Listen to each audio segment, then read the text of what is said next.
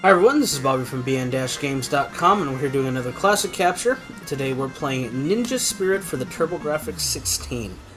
Ninja Spirit is it's a hidden gem on the TurboGrafx-16, and it was an arcade game that was ported to the console. As you can see here, laser beams are killing your ninja father. Oh, in front of a moon with a wolf. With the best wolf-sounding bite ever. What you don't know is that's actually Okami. Okami. This is the origin story? Yes. Now, here's the thing about the wolf is I don't think you see it ever again in the game. Yeah, so it is what it is. Was an arcade game, and you just go around holding your samurai sword the wrong way.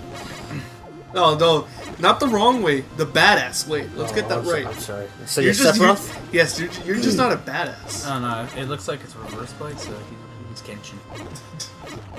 Wow. And you're going around defeating infinite ninjas. It is infinite. And when I say infinite, I mean it's if you don't, it's not one of those games you stay in place because they will just keep spawning from each side of the screen. And see, now he's Naruto. Don't insult the game like that. Hey, well, you got the shadow clone. Well, you do have a spirit doppelganger, and you can have up to 3. It's a power up. And I have a power-up for my sword I'm making sparkles with it when I fling it in the air. And Bobby knows the thing or two about sparkles. You know, it's not... I'm going to defend him here. It's not sparkles, it's a bubble wand. I'm okay with this. And the sword is pretty good for deflecting shurikens. Is that how you say it, Tim? You're the expert here. Shuriken. Ah, watch out. And there's multiple weapons. Each of them can be upgraded 3 times. They have different effects. So you can technically have, your 3 doppelgangers, which you'll see here in a minute, and then you'll have your multiple power-ups and multiple weapons. I kind of cycle through them a little bit to give you an idea in a little bit here, but pretty much the best weapon, I think you can agree with me, is the hook shot. The hook shot? The grappler. Yeah. There's the shurikens. You should probably explain, because it's a big part of the game, how these guys follow your moves. Oh yeah. So as you can see here, they're staying mid-air. They follow they're scripted to follow your every button press pretty much to the T.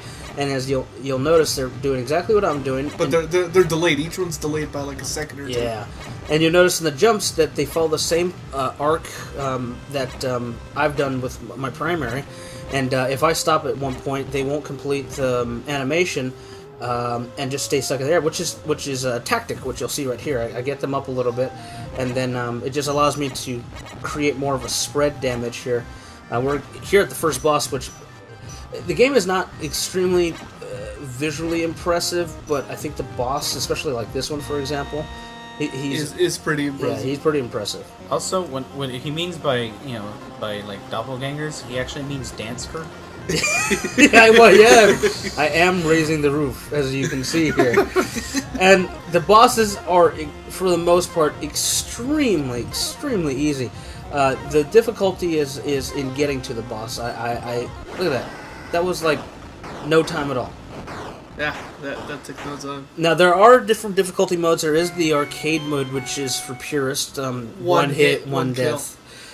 Here you get, like right now I have up to 5, I can be hit up to 5 times and I won't die. But although certain enemies, you should note that certain high-end enemies can kill you in one hit. Yeah, oh yeah, which sucks. Yeah, you can definitely tell though, because they're a lot bigger. I'll say this about this level, when I did my playthrough, I just ran straight through. I didn't hit a single thing, and I just ran right through the level. I was thinking Crouching Tiger, Hidden Dragon. Actually, it's kind of funny because when you're near those poles and you hit the jump button and hold it, he will jump extra high. Yep. No, that's true. I like Timmy, your dance crew thing. I keep seeing it. Now it's like dance. It's ninja ninja sequence. They're dancing to Vocaloid J-pop. And see, now they got their like fire sticks. They're dancing to J-pop. You know who? You know, speaking of J-pop, what I'm hearing in my head is that chick who did the Evangelion 2.0. Yes. That chick. Yes, I know the one. She's the. Give it a sec, Timmy. You'll remember. She sings the poppy version of Frank Sinatra's song. I know that. I thought you were talking about a Vocaloid because that wasn't a Vocaloid. No. No, I was. Other than okay, I got confused there. No, because I know the ending theme. So this game, as with all TurboGrafx games, the price of it fluctuates pretty drastically, especially if you have the original case and manual. I picked this game up for steal, like $6. You're probably not going to find it for anywhere close to that. In fact, for the most part, this game, the cheapest I've seen it without the case and manual, is about $24. That's the first boss that actually you don't expect his movement the way it is. Yeah. So, would you pay that much? Well, if you're a TurboGrafx fan, then that's a definite. I would say that plays a big factor in your collecting.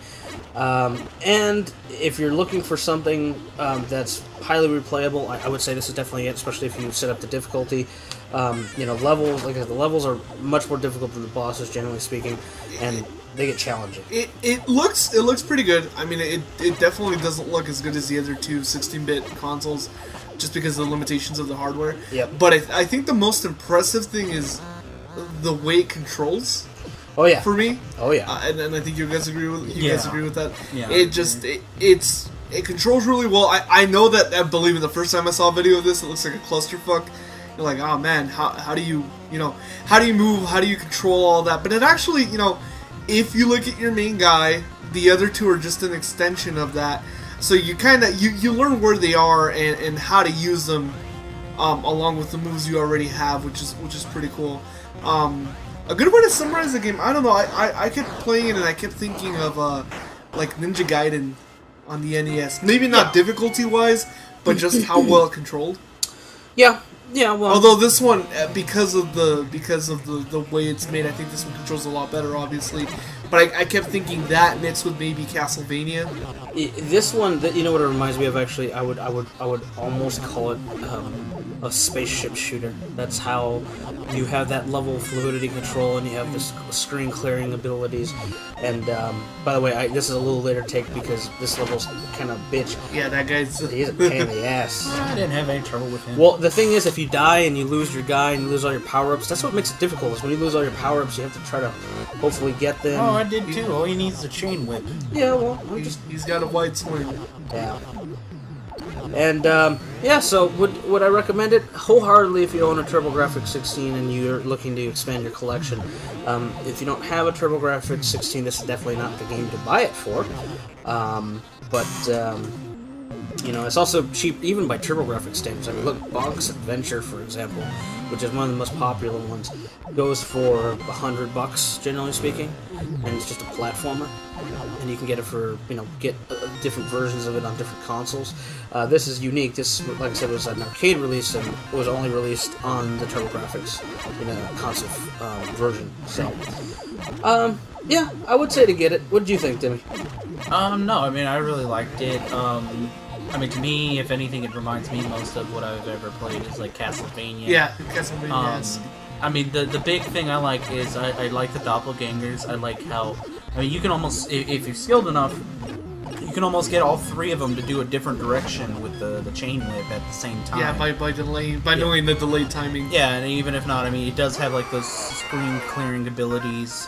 Some like that enemy right there. I think it's a little unfair, especially so early in the game to have such a strong enemy. Well, it wants you to switch out weapons. He's weak against the bomb, actually. Yeah, I know. It's just, I don't know. It's kind of, even then, okay, he's weak against the bomb, but have like that much. I don't know. I got further a little later because, for the sake of time in the video, needed to show it, and I gotta have a death, to be able to end it. This game would take a while. Well, anyway, that was Ninja Spirit for the TurboGrafx-16. You know, you're going to be paying anywhere from $24 to $50, depending on the condition, booklet, and all that kind of stuff. Definitely worth it if you're a TurboGrafx fan, and if you're looking for a bit of a challenge. Please subscribe and let us know what you think. Thank you. Phallic reference.